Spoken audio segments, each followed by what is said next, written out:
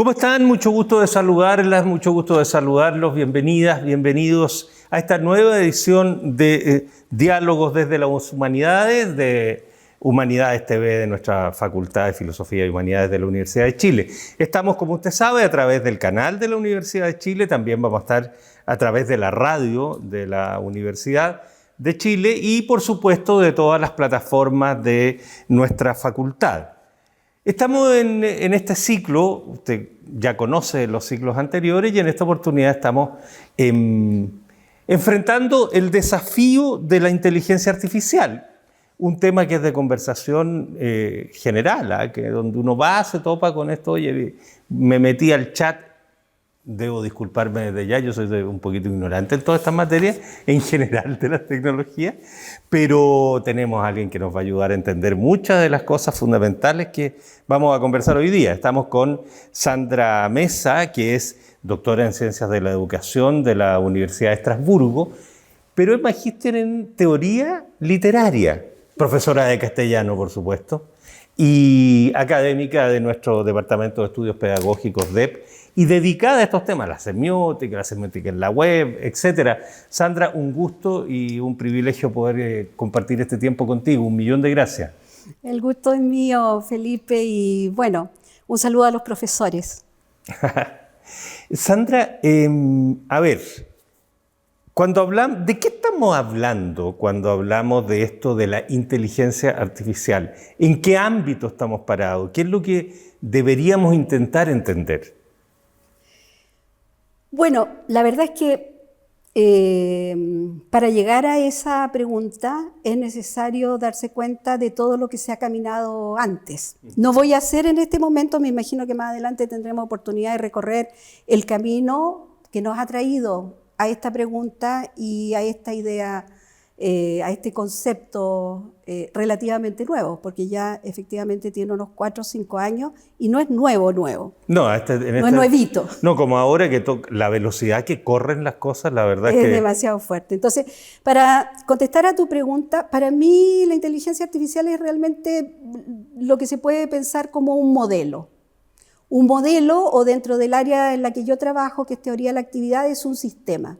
Es un sistema complejo que pretende imitar la inteligencia humana. Digamos, esto de inmediato te recuerda a la propuesta de Alan Turing en los 50, o sea que ya entre los 30 y los 50, tenía una propuesta sobre la imitación. Seguramente han visto ustedes la película Enigma, donde se ve esa preciosidad de máquina que está en una pieza, ¿no es cierto?, y que está lleno de dispositivos rojos y negros, de cables, y el pequeño computador, que es realmente Enigma, que permite codificar y decodificar la información que está en estos cables, y está básicamente transmitida por los alemanes, que era la cosa, claro, que en ese momento se estudiaba. Descifrar el código de la encriptación. De la encriptación. Todo el concepto de encriptación, que en semiótica es realmente relevante, porque tiene que ver, por una parte, cómo se codifica esa información que llega a las IA y cómo se decodifica también.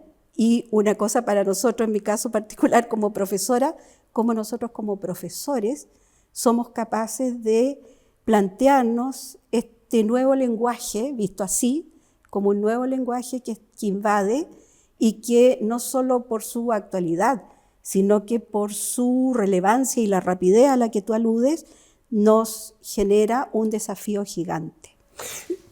Deja que nos detengamos un poquitito ahí, Sandra, porque sobre el lenguaje, hay muchos clichés, que el lenguaje es el que crea la realidad, habitamos, pero lo cierto es que nosotros habitamos en el lenguaje, no vivimos en ninguna otra parte, comprendemos, aprendemos, tomamos el mundo desde el lenguaje, no tenemos otra manera de hacerlo, y desde la semiótica el lenguaje vendría a ser como una especie de signos encadenados de especies humanos, todos, ¿no es cierto?, que permiten comunicarnos, que es más o menos una muy básica explicación. Entonces, en virtud de señalar que la inteligencia artificial vendría a poder ser un nuevo lenguaje, ¿cómo se explica eso? ¿Cómo lo entendemos? ¿Cómo formamos parte de ese lenguaje o simplemente un nuevo lenguaje como una herramienta que la usamos pero no la entendemos mucho? Bueno, yo no puedo hacer otra cosa que responder esa pregunta desde la teoría de la actividad. Desde la teoría de la actividad, la concepción del lenguaje es francamente una propuesta que se deriva en signos y justamente lengua, signos y lenguajes. Es una propuesta cultural de la asunción de la realidad, de la manera en que nosotros nos enfrentamos a la realidad y vivimos en la realidad. En ese sentido, un lenguaje, pero un lenguaje particularmente desafiante, en realidad es la palabra que encuentro, pero me queda chica, es un lenguaje que funciona a toda velocidad, que está haciendo cambio en este mismo instante que estamos hablando. De hecho, un ejemplo muy puntual, un botón de muestra, una pregunta que le hice a las 3 de la tarde ayer en relación con la elaboración de un problema de investigación, donde se equivocó la inteligencia artificial, cometió un error en la respuesta que me dio, porque era una respuesta de sentido común la que me dio, era una respuesta sobre los componentes justamente del triángulo de Engerstrom, que me respondió en sentido genérico. Entonces yo le entregué información en ese momento como conversando y diciéndole, bueno, a ti te faltan tales y cuales definiciones de lo que yo te estoy preguntando. Resulta que yo volví a retomar ese chat porque iba a preguntar otra cosa y miré que tenía una respuesta donde había actualizado mi pregunta. Yo había dejado mi pregunta con esa información diciendo, tú necesitas estudiar esto, necesitas saber un poco más sobre lo que te estoy preguntando, y ya la había elaborado unas cuantas horas después y me hizo una respuesta completa como la que yo necesitaba.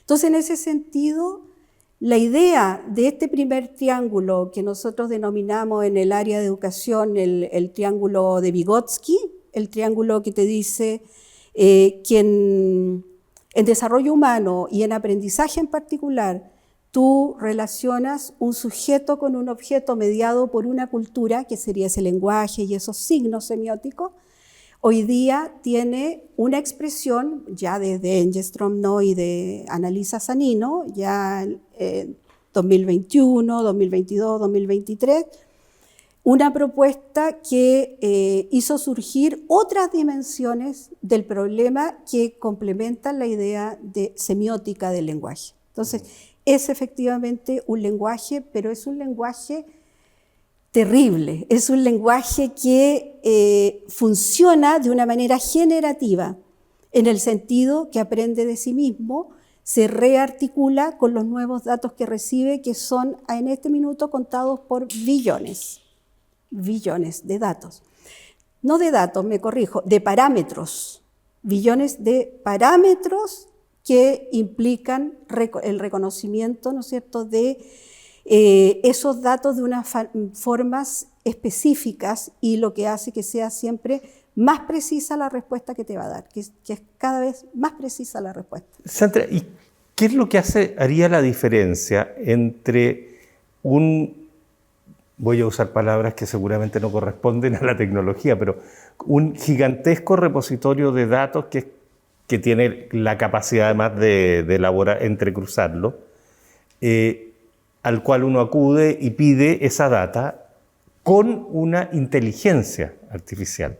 ¿Por qué el salto a ser inteligencia y no una especie de mega, supra dispensario de datos? Tú dices, ¿por qué se le denomina inteligencia? Claro, ¿qué es lo que la hace inteligente y cosas anteriores la hacía simplemente ya? Yo aquí tengo un archivo gigantesco, interactivo, al cual puedo acudir con cualquier cosa. Bueno, yo diría que la inteligencia puede considerarse un concepto de fantasía todavía, yo desde educación. Primero porque, y me voy a, tal como la inteligencia artificial, voy a precisar lo que acabo de decir, la cantidad de datos, que son lo que está contado en billones, tiene una cantidad de parámetros que permiten perfeccionar lo que sea que es la respuesta que nos da. Hoy día, para pensar en tu pregunta, efectivamente esa idea de fantasía que yo concibo hoy día como profesora, respecto de esta denominación de inteligente, me hace volver un paso atrás para plantear lo siguiente. Existen tipos de inteligencia dentro de la inteligencia artificial. Existen, algunos le llaman modelos o tipos.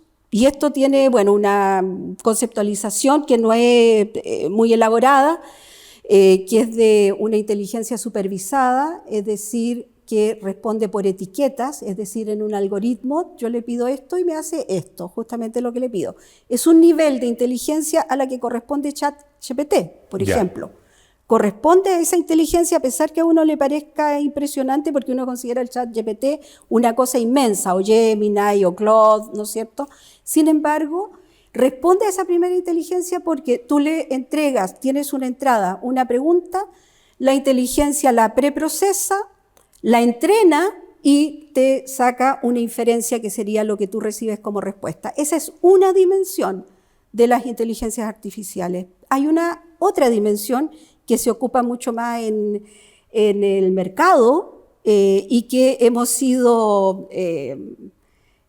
receptores de eso porque el sujeto que importa ahí es el cliente y funciona entendiendo y analizando patrones de comportamiento. Todo lo que le pregunto, las veces que busco vuelos de avión, todo eso queda almacenado de manera que luego, extrañamente, me va a ofrecer un producto que tiene mucho que ver con mi perfil. Esa sería una inteligencia no supervisada que obedece a patrones, o sea, la respuesta que da es en relación con lo que este individuo ha hecho antes. Pero hay una tercera, y las tres que conozco, ¿no?, que es una inteligencia que se ha denominado con un concepto que uno diría conductista, que es de refuerzo. Una inteligencia, esta tercera, que respondería a premio y castigo, lo que nosotros en educación decimos churra, eso es conductista, eso tiene que ver con el comportamiento de las personas y entonces yo lo castigo para que haga algo más que me interesa o lo premio para el mismo propósito. Esto me hace responder a tu pregunta diciendo que el concepto de inteligencia profunda todavía está en manos y existe, pero está en manos de la deep learning, está en manos de un nivel que no llega al ciudadano común, no llega a nosotros. Son los algoritmos que permiten que esa inteligencia artificial generativa funcione de una manera impresionante. Da susto un poquito eso, ¿no? ¿O no? No hoy día. ¿O es simplemente aprensión y nada más? No hoy día. Yo la verdad veo todo esto como una oportunidad. Como profesora y hablando justamente de lo que a ti te pareció significativo, que es el lenguaje y los signos, yo lo entiendo como una oportunidad. Una oportunidad para una serie de cosas en ciencia propiamente, que son muy positivas, como los exoesqueletos, de lo que se ha hablado muchísimo, ¿no es cierto?, que son prótesis que se ponen sobre el cuerpo humano para que una persona pueda hacer el ejercicio que necesita para recuperar un miembro de su cuerpo, por ejemplo.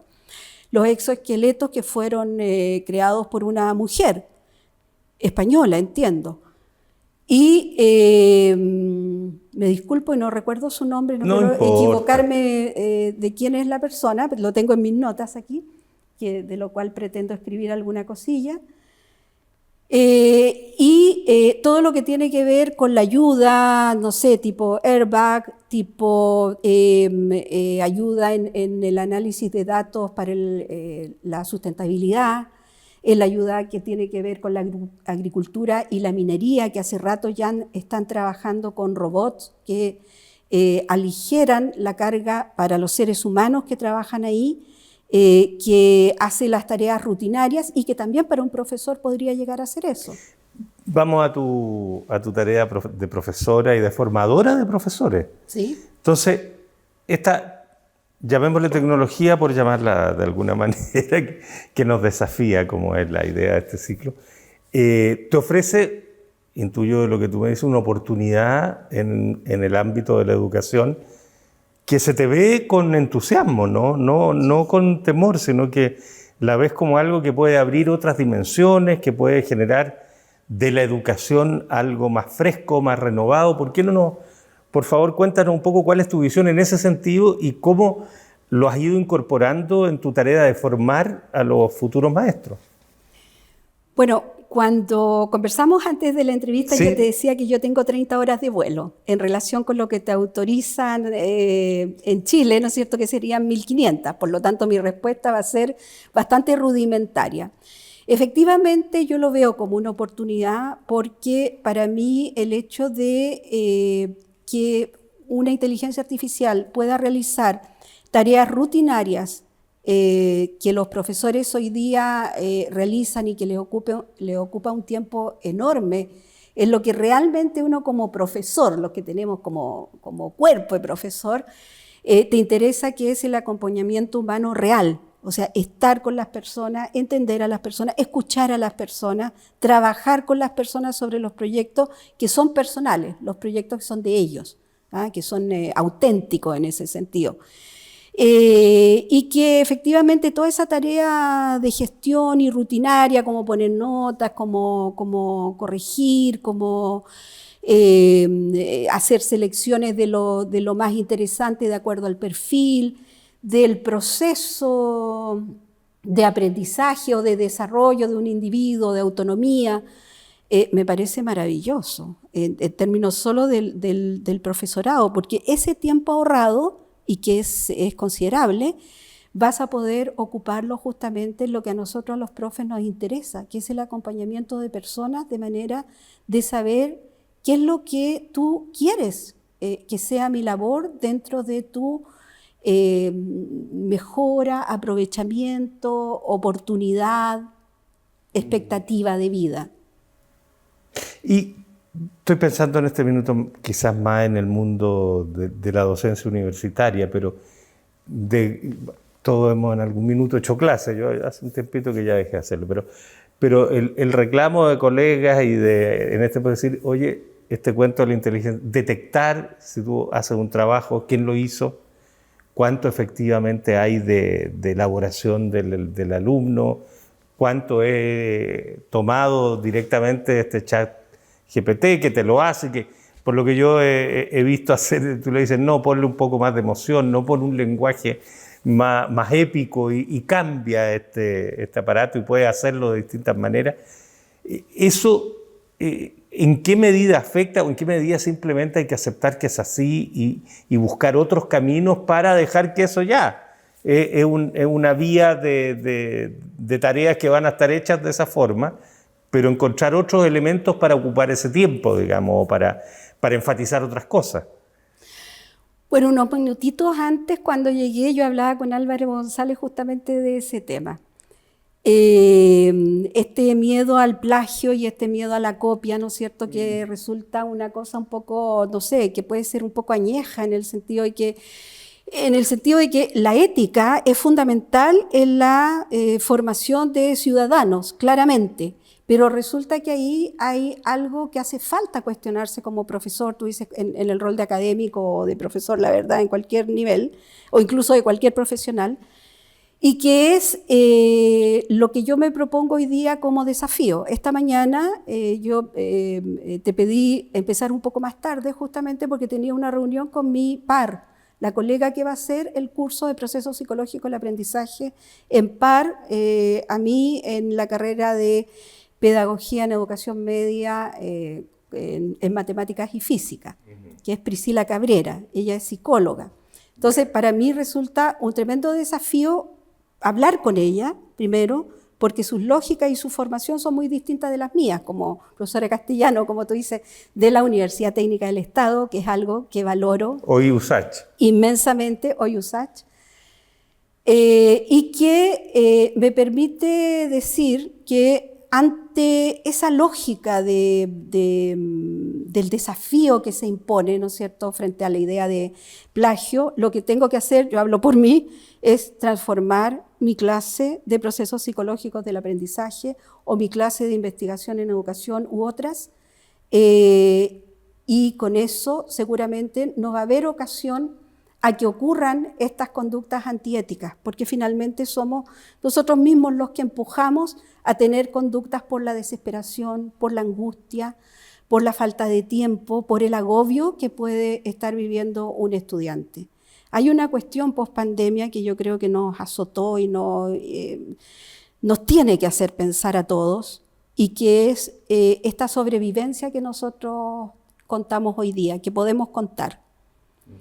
Esta sobrevivencia de una situación que se había escapado de las manos y que es como una guerra, ¿cierto? Una situación tan imposible de hacer algo con eso, como las guerras que hoy día están en el mundo también presentes, del sinsentido de todo esto y sin embargo existen. Entonces, para mí el transformar mi clase 2025, mis clases, va a ser justamente en respuesta a tu pregunta, en el sentido de que me parece fundamental que la clase tenga mucho más de propuesta desde las verdaderas preguntas o de las preguntas auténticas de mis estudiantes para, a partir de ello, ajustar, como hace el ChatGPT cuando recibe estos algoritmos, ajustar mis clases a las verdaderas necesidades de quienes efectivamente van a ejercer como profesores dentro de la comunidad en la que vivimos en Chile. Entonces, ¿sí? De alguna manera, Sandra, esta irrupción de este fenómeno de la inteligencia artificial, como que aplicado en la educación, te lleva a preguntarte qué es lo que hay que enseñar, si es que existe y cabe el concepto de enseñar, pero déjame acudir a los habituales nomás. ¿Qué es lo que hay que enseñar y qué es lo que hay que aprender? Porque en el fondo, y para centrarlo ahí, ¿qué es lo que debe aprender el alumno para poder luego ejercer la profesión de que se trate? Por ejemplo, deja ponerte en mi disciplina, en el periodismo, uno dice, si no eres capaz de escribir y expresarte por escrito, no puedes estar en el periodismo, pero hoy día da la impresión de que eso se va a ir desapareciendo en el tiempo, porque le puedes encargar todo lo que haya que escribir a este chat que escribe correctamente y le puedes pedir ciertos énfasis y le puedes pedir que excluya algunas cosas e incorpore otras, como tú nos contestabas.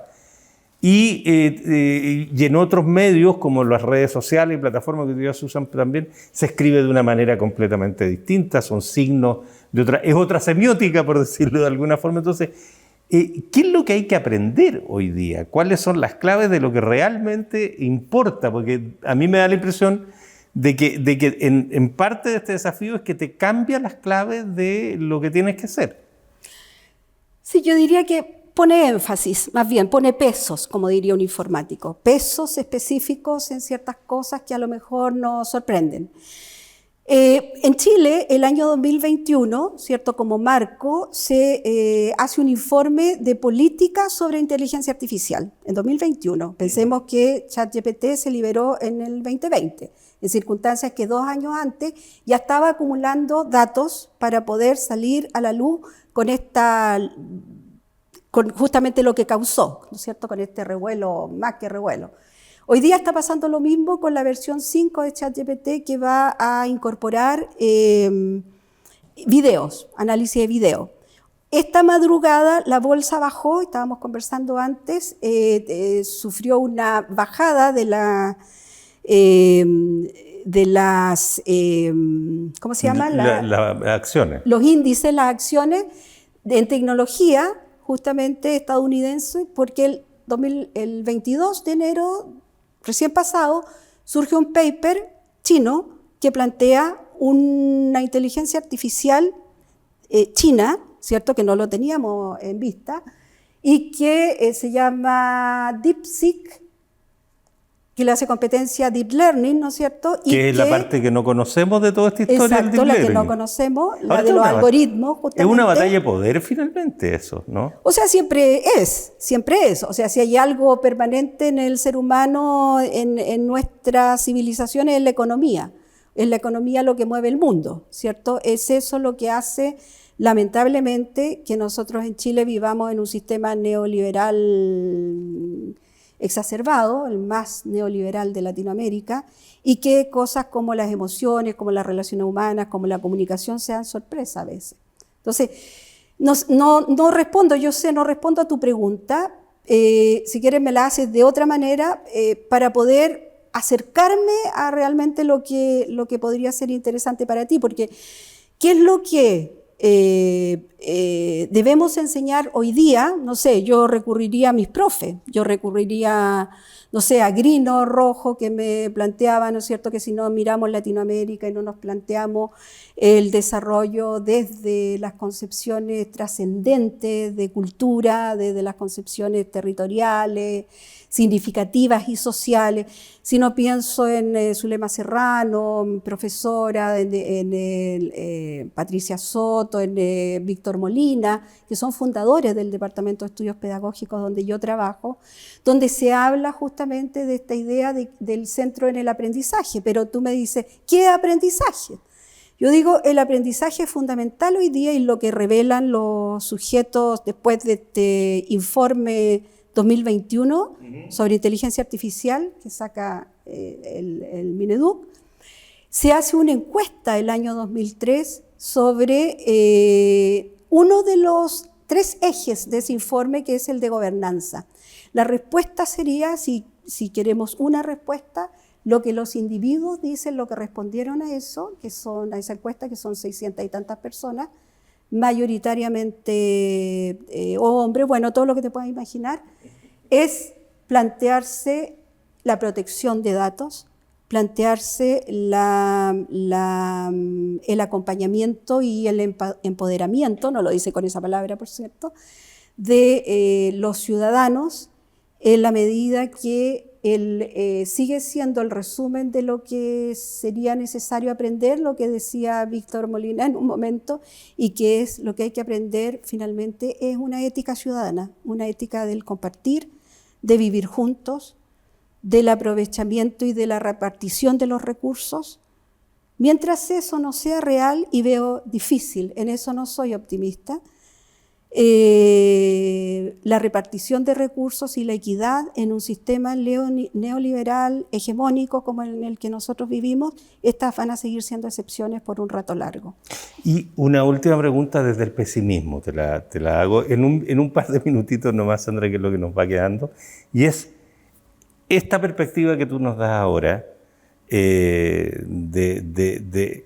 el aprendizaje desde esa mirada, ¿no es cierto?, del ser ciudadano con todo lo que eso implica, del ser comunidad, para decirlo de alguna manera más resumida.